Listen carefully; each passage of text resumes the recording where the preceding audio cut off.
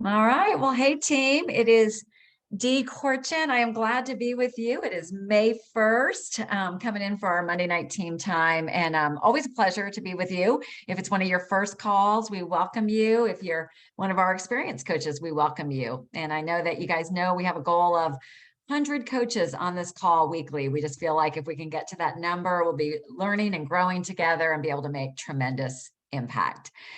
So we're going to do some celebrating tonight. I'm just going to give it a minute, let a few more people come in, but we've got our celebration video for all the accomplishments in April. And y'all, we keep knocking it out of the park in terms of number of people we're serving and just so many different things we're really recognizing. So you're going to continue to see some new things show up in the videos of what we're recognizing, because we feel like all these wins add up to really big impact. And then we're going to head into a subject that is really important. We're going to talk about healthy finances. And it's something that we don't talk about a lot on our calls, is about income and money. But really, I'm learning, especially through more leadership training, that it really is a good idea to talk about it. One, to make sure that we're dreaming at the level we can be of what's possible with Optavia, and that we're also good stewards of the resources that we have. So tonight we'll be, talking a lot about money, but hopefully you'll remember throughout the entire thing that the beauty of Optavia is every dime we make, the income we make, is only because we're helping somebody else get healthy, right? We're helping them achieve their dreams, whether they're a coach or a client. So that's the best blessing of this business, is the win-win-win of it all. So, and I'm super excited that Meg is going to take the lead on this primarily, because Meg's got a background in financial planning. If you didn't know that, she was a certified financial planner for several years, and I think a master's in finance. So she's the right one to be talking about such an important topic. But we're filling up the room. So I want to celebrate our April achievement. So hang on while I pull the video up. If you have any trouble with the volume or whatever, try bumping it up on your end as well. So it goes pretty quickly.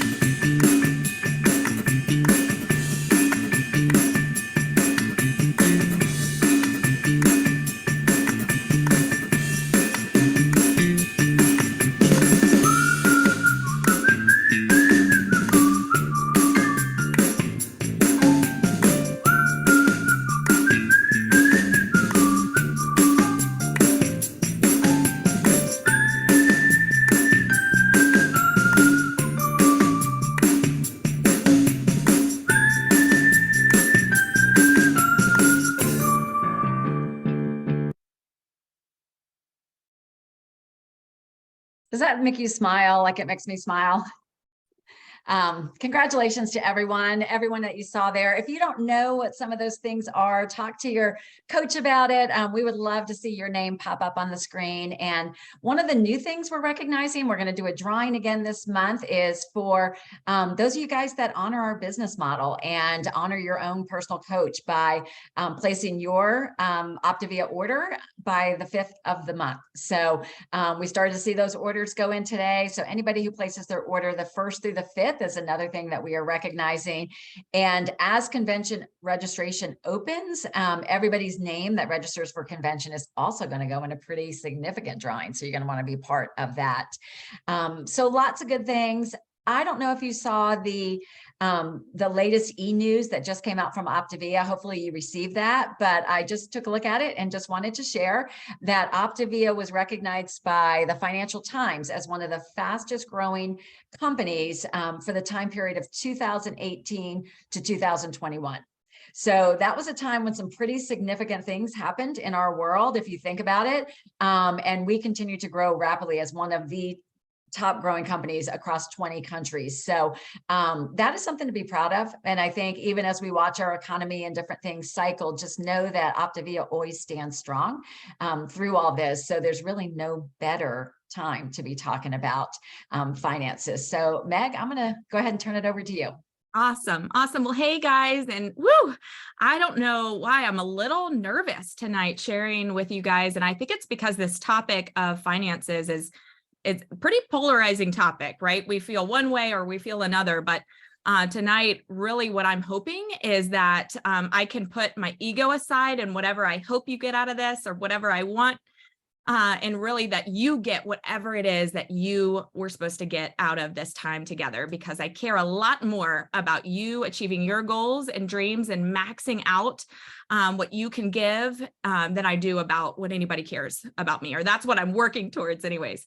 As we get started here, I would love to know, what has Optavia given to you that you never anticipated prior to becoming a coach? What has Optavia allowed you to do? If you would put it in the chat, we would love to see and be able to celebrate. I know for me, I was absolutely and still am shocked at what coaching was able to bring to my family. And oh, Beth, I love that. Awesome friendships, community. I love that. And if anybody has anything financial, throw that out there too. Awesome community and friends, flexibility, ability to leave my job. Woo, that's a big one.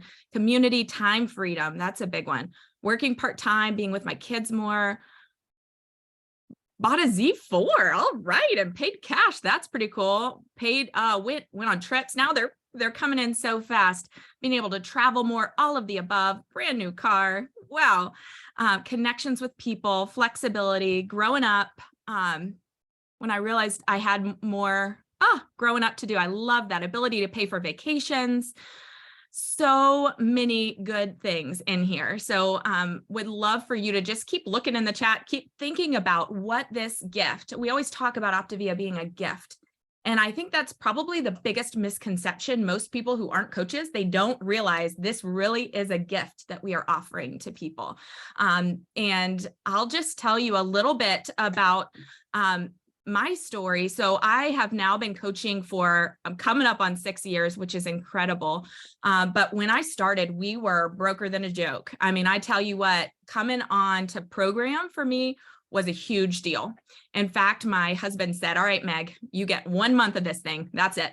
And, 10 days in, you probably heard the story. He started crying and he was like, I got you back. You could keep going. We'll figure it out.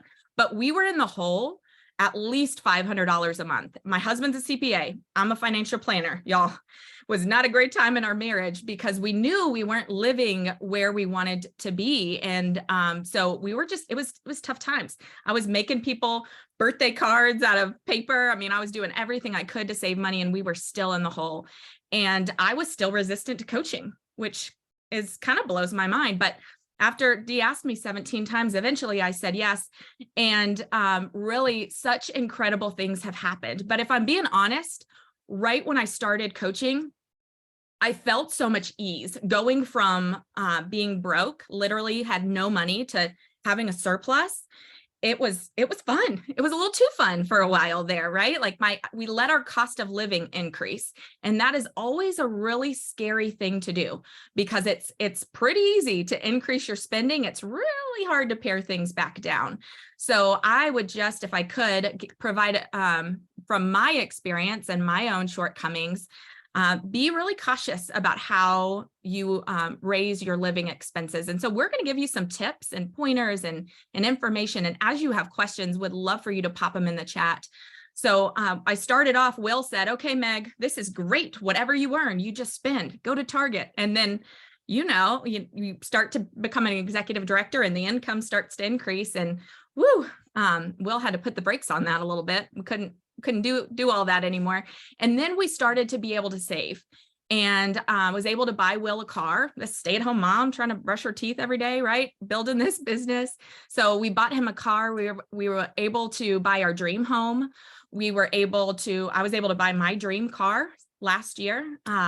We have our kids in 6 different activities. All of these things 6 years ago would not have been a possibility at all. And now Will and I are having a different kind of discussion. We are meeting with our financial planner. We're meeting with our CPA.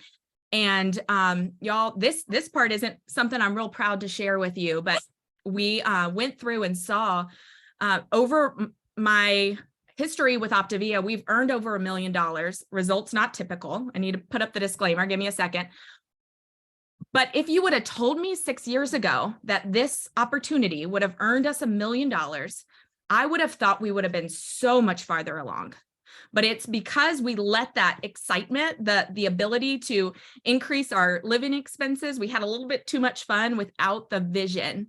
And I think about it a little bit like when our clients were on 5 and 1 and then they're in optimization and they're like, woo, I get to have the cake and the bread and all that. And the reality is, yes, we can have that, but we need to have it in moderation. So I hope you feel my heart in this, that I want you to learn from our mistakes. We have been saying, a lot lately, man, if only we could go back, we would have done things so differently. So I would just love to share with you a couple of tips. So I have a little screen. Hopefully, can y'all see my Healthy Finances screen? I'm not seeing it, so I'm going to start over.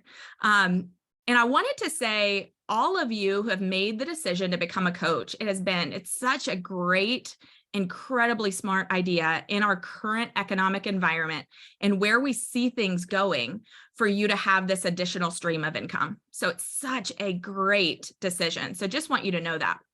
All right, can y'all see that? Dee, can you give me a thumbs up? Okay, awesome. Okay, so let's talk about healthy finances for a minute and pop your questions in the chat as we're going through this. And Dee's going to pop up every now and then and share. She's got such incredible wisdom, and you'll hear from some other friends. But we're going to talk about how you can be intentional in your money and your business and how it will go a really long way. Here is our income disclosure statement.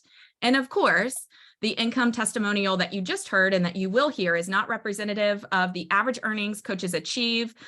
It really has to do with how hard you work and your mission and your vision, your diligence, your persistence, and all of the things like we all know. Okay, so here's a little bit. I shared with you my story and I found this image and I loved it. And it's this idea that you can think of your income like a table, right? If you have one leg on your table, and that one leg breaks, that table, right, it's going to collapse. But if you have multiple legs that support that table, if one leg breaks, the table, it might be a little wobbly, but it's still going to stand. And that's the idea of why we want to have a number of different streams of income. So just makes sense, especially in the current economic environment that we're in. Okay, so let's talk about how you can use your earnings. There's lots of different ways. I hope you know that there is no judgment in whatever you decide. This is your income, your earnings, to get to decide how you want to spend it. One way is you can use what you earn to pay for your fuelings. That's certainly where I started. And then once you start earning a little bit, the next stage, you can pay off your debt. If you have debt, it is a great thing to go in and start tackling. It will really help with your healthy mind too when you start to tackle that debt, which is awesome. Highly recommend coming up with a game plan for that. And I'm just going to throw a plug out here for Dave Ramsey. He's got a great strategy for paying off debt you can see for free. Another way you can use your earnings is increase your living expenses, y'all. That's what I did. I started getting my hair done and I started getting my nails done and all the things, right? So I increased my living expenses a little too much, right? It was at the expense, no pun intended, at the expense of our future, right? So the fourth way is you can invest in your future. You can start paying for things like, or saving for things like your kids' college educations. You can save for your retirement, for future weddings. Right now, Will and I are working diligently to purchase a lake home. And that's something that we have to be diligent about because we haven't been. And I'll just say a couple of years ago, I was sitting with Dee at our Fibic retreat in a mountain house. And I was saying, man, I wish I could have something like this one day.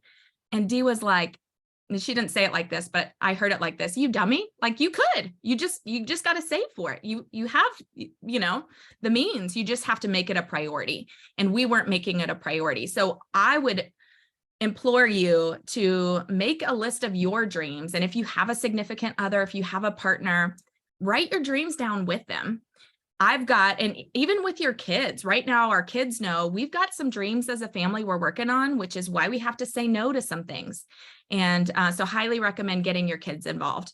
Can I just add something too, Meg, on please. that? Because the whole thing with, I'm so happy that you're saving for a lake house. And the other thing is we're going through this, you guys, is when we can start to set goals, right? Short-term goals, mid-range goals, long-term goals, and plan for them.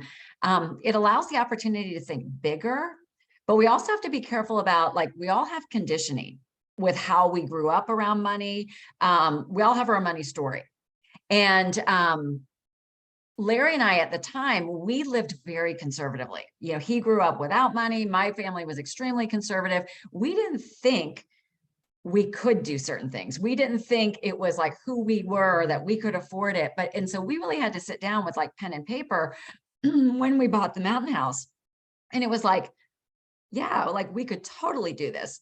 But in our minds, we were like, oh, no way. Oh, that'd be great, but there's no way we can do it. So, as you're looking forward, when we're good stewards with the finances, if you are investing, if you're working down your debt, all of those things, like these bigger dreams truly can be possible. But you maybe have to bust your own bubble, even with what you think you could earn as an individual. That I had to bust my own ceiling of what I thought I was capable of doing. So with all of this, we're hoping that it helps you dream a little bigger about what could be possible.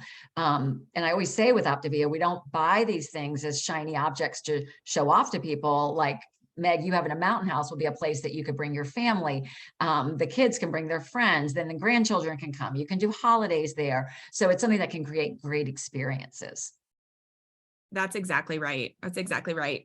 Yeah. So I love that. I've learned how to dream, and I hope that's something we all can do a little bit more of after tonight and really think about what we want to achieve. Let's give you some practical best practices, and really hope that you will think about some questions too as we're going through this. So because I'm thinking you might have some questions, and Dee, I know you want to jump in here. So one best practice is to save for taxes. This is really important because as a 1099 self-employed contractor, Optavia does not take any money out. They're not allowed by law to take any money out for your taxes. So we've got to be doing that. We recommend saving at least 15% of your earnings. Dave Ramsey recommends saving at least 30% of your earnings. And what I love about, if you were to do that, if you don't need it, you get to just take that amount after you file your taxes. If you get a refund or whatever, you get to chuck it at debt or your retirement or some of the fun things that you are saving for. Dee, I know you're real passionate about personal development. Will you share about that? Yeah, so a lot goes under personal development, the category of personal development, but we always hear, and I know from personal experience, that our business is only going to grow as much as we do as individuals, right? It's through ongoing education, like I said, kind of working through your own limiting beliefs and all that. So that happens through personal development. So whether that's books or webinars that you do, but for us, a lot of times that looks like attending trainings and different sorts of things. And when you're early on in the business, it can kind of seem like, ooh, do I want to invest? Do I want to spend? I'm not earning that much. I know I was certainly in that place.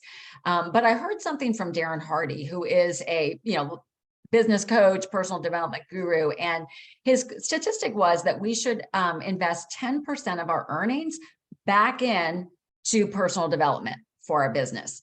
Now, one thing I have been reminded of often is, you guys, we are in such a unique position with this business that we virtually have no overhead. We don't have to have a brick and mortar location. We don't have to have employees. We have nominal expenses in this business. So personal development and training is really your primary expense. So, but Darren Hardy's thing, invest in 10%, you'll earn back 3 times in your business. And when I go back and I look through history, and that even as my business grew, not something I would say people need right now, but even making large investments with a personal development coach, et cetera, always resulted in the financial gain in my business as well.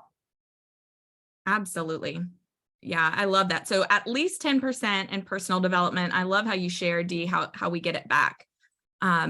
We also recommend that you live below your means. Dee, will you share what Dan Bell recommends related to that? Yeah, so we have a cyclical business, right? There are going to be time periods when, it can be like tick, tick, tick, tick, tick, earnings up. But as with any business or any stock or anything, there are going to be ups and downs. And you may have a trajectory of a long-term growth, but during that, there could be peaks and valleys. So Dan always recommends that you choose to live about 2 ranks below your current rank. So wherever you are, think about, what did you make when you were, if you're an executive director, well, what were you making when you were an associate director? So that is what you're basically basing your spending on. And that applies really up to every level in the company. So we avoid what potentially Meg was talking about of, buying things and depending on an income level here, and then you have one of those natural declines. We don't want anybody stressed out about money. And a quote I shared on the Leadership Today call was from Dan, and he said, it is much more fun to build this growth from love and desire of helping other people than to build it from a financial need. It's a different energy and a different whatever. So when we live below our means, really that just applies to anything in life. But when you live below your means, it just provides more freedom in the end so that you don't have unnecessary stress. Absolutely. The other tip that we recommend is that you keep 3 to 6 months of your living expenses in cash. So first, you got to figure out what your living expenses are. So hopefully, if you don't already know that, you can put together a cash flow or a budget, and then set aside 3 to 6 months of those living expenses and have that there for you. That helps when we do have cyclical times, not feel so stressed. Another thing we want to encourage you to consider speaking to your mentorship team before making any big decisions related to quitting a full-time job or buying a house and maybe utilizing your Optavia income. We would love to give some wisdom to you. So highly recommend just speaking to your mentorship team so we can help you, if you have any questions. Also, we recommend establishing long-term goals. So be thinking about what you— Hey, Meg, I'm sorry to interrupt. Can you pop the slide up? I think some people want to take a picture of what you have. There we go.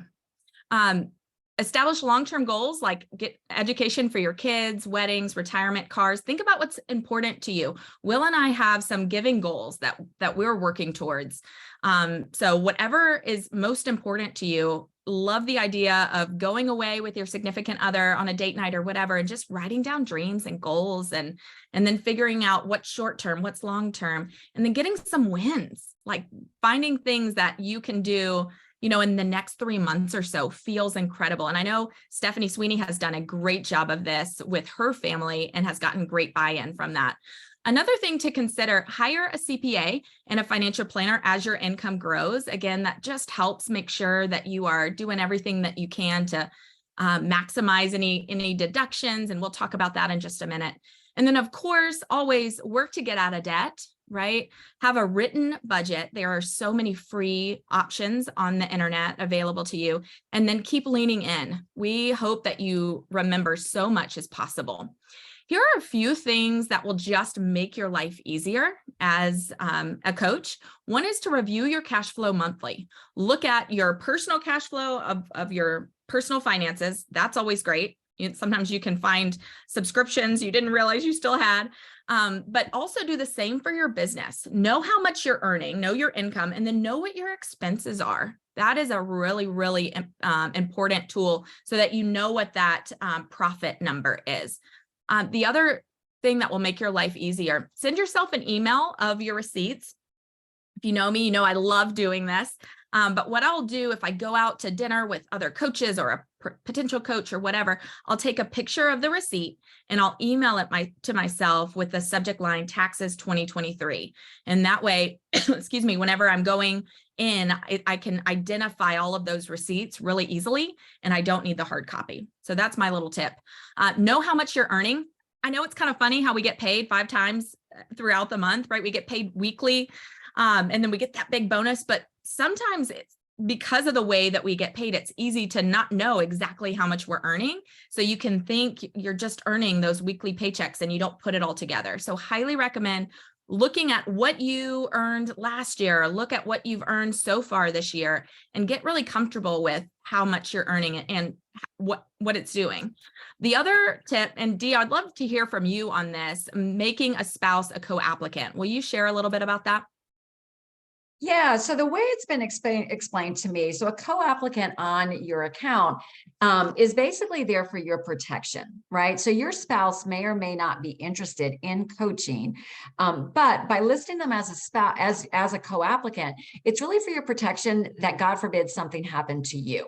So if you were to pass away and no longer be here and not have a co-applicant on your account, then your business is going to pass up to your business coach, right? And what you want to be able to do is have that, hopefully have those earnings, right? Be able to be utilized into your estate and have your spouse be able to make the decision of what do they want to do with the business, right?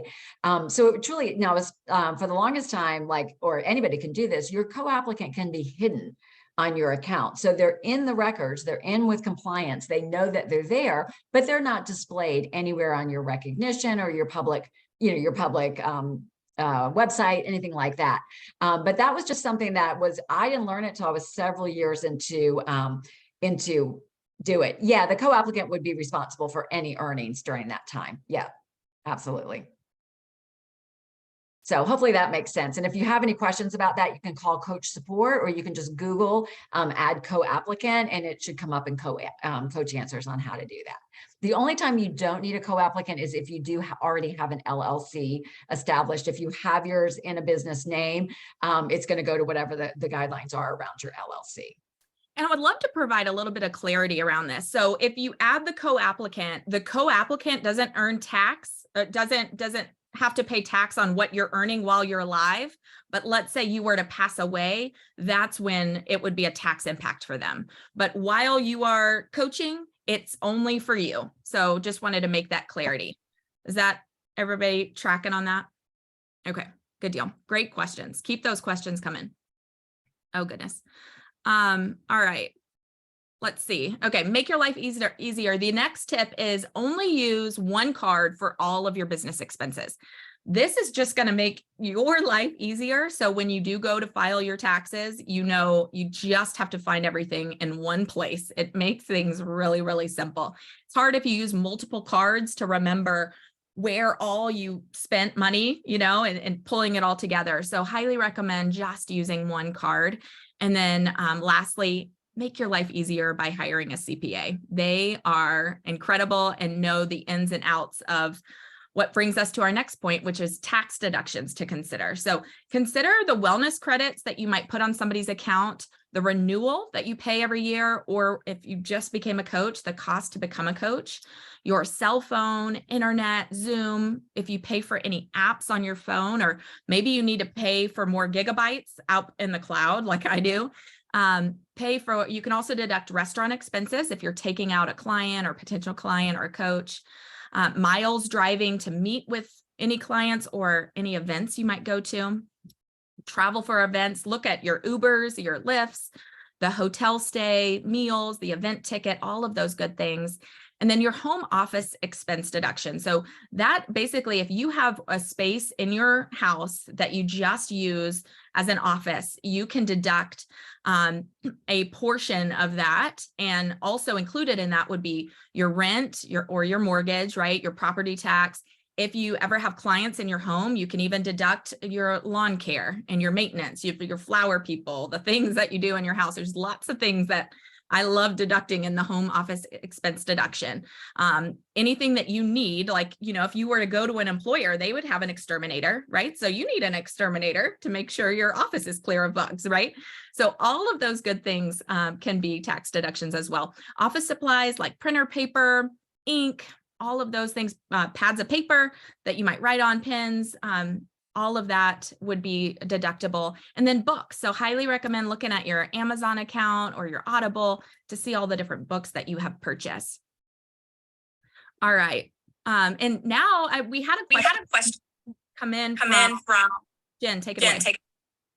Hey, sorry, I don't know if that created a feedback loop or something. But yeah, somebody had asked about health insurance, and if you're an independent Optavia coach, how do you manage getting your own health insurance? So I just wanted to speak for a quick minute from our perspective. So my husband and I had run our family business, and we had health insurance traditionally through the business. And then we sold our business a couple of years ago. And so we were looking at some different options to be insured after our COBRA ran out. And we were looking at some creative options, like there's some MetaShare, type options. And so we were like, we're healthy, our kids might break their arm. We need to be covered for that. But overall, we're good. But we took a second look actually at healthcare.gov, which I don't know if any of you guys are on the exchange, but it's worked out really well for us because we had an unexpected diagnosis in our family. And so it's basically the same as your traditional healthcare that you would get through an employer, but it is through healthcare.gov. And you can go through and put your application in and see all the different plans, the deductibles. It basically covers, from what we can tell, everything that major medical would cover. So that's what we've done. It is a little bit more expensive, of course, because you're kind of, covering yourself and paying for your premium. But there's a lot of different options on there. And I think that some people have a stigma in their mind about the program, but we have been really impressed with it. And it's really handled a lot of our, or all of our, expensive things that have come with our diagnosis. So anyway, just wanted to put a plug in to definitely look into that, because it could be something that could cover you and your family in a good way. So Thank you, Jen. That was great. And Dee, do you have any experience that you wanted to throw in on that? Yeah, I mean, we did the same thing. There's a lot of different options. There's healthcare.gov, and then we worked with a healthcare agent who gave us some other options. There are the MetaShares and things like that. But if you are self-employed, because this is sometimes what prevents somebody from thinking they can leave corporate America. It's kind of like those golden handcuffs, right? Like, I can't leave, I got the benefits. But what we miss sometimes is that you're in, like, your insurance is relative to your income, really, right? So if you're being capped at your current employer and you're paying a lower rate in insurance, you may pay more, but if your income increases, it may actually come out to be about the same percentage. And I know that, that the insurance that I personally have, that it's my only insurance and I am self-employed, it is tax deductible every month on my, taxes as well because of that. So that's something maybe not to be as fearful of, but certainly something to explore. And that's why we were talking about consulting with your coach if you're thinking about making any big decisions like that. That's great feedback. Well, I see we are coming up on 8 o'clock. Wanted to just end with a quote. I think sometimes we can be afraid of money, right? And have different thoughts about money, but wanted to share a quote that I heard at one of the Optavia events, that the money is not evil. It's the love of money that's evil. So hope you hear that and you hear our hearts, that the people that succeed in Optavia are the people that just want to love and serve and share. This is a mission for so many of us, and we want to help people get healthy. We want to help people live lives that are full of so many freedoms. So that's all I had. Dee, do you have anything? Yeah, no, just a big thank you to Meg for all the work she put into this. And we're hoping I provided the clarification. We just want to make this more part of our regular conversations and educate you for yourself, but also as we're bringing on new coaches. So this recording will go, in our link tree. It'll also be, I'll post it tomorrow. Tag any coaches that weren't there, post a takeaway that you got from it. But this will be a resource tool for the future as well. So thank you guys for investing in yourself and being here so you can be your best for your family and for others. So enjoy the rest of the night. We'll see you over on the community call next.